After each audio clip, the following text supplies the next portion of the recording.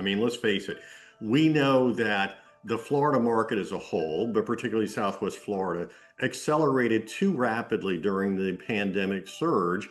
And both sales and prices really went beyond anything that would normally be supported by fundamentals of real estate. People focus on like the price people pay for residents. So the recent sales transactions of 84, 85 million or over 100 million for residences, those are news making articles and stories.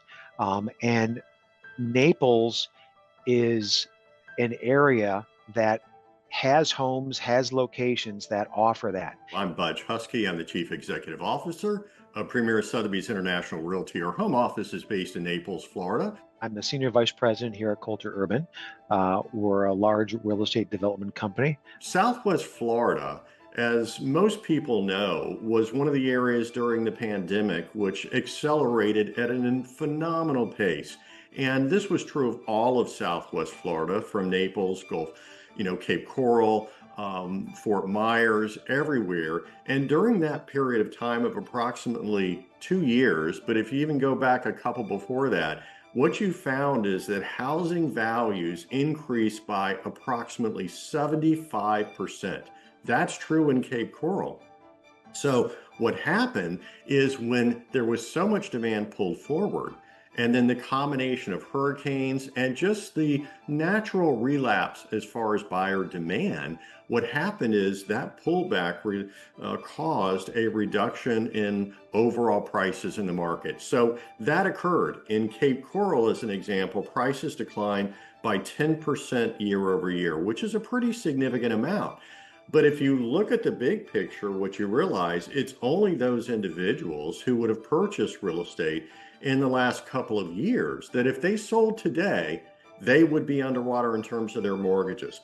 The vast majority of people in the market either don't have a mortgage, or if they purchased before 2000, let's say 2020, they would absolutely have probably about a 65% gain. And I'm not sure how many other markets across the country could say that. A lot of times in different markets that are fringe markets, they can fluctuate up and down with the changes in the market, and you can experience things like that where people can get upside down because home values will fluctuate a little more. In the Naples area, you're not seeing that up and down fluid fluctuation in the pricing. You'll see some ups and downs. That's typical depending on the market, but they're very constant. The values are very constant. That's one thing about the Naples area. But it's reflective of a trend that has occurred over the last few years, and the level of additional wealth and attention and investment that has occurred in the Naples market.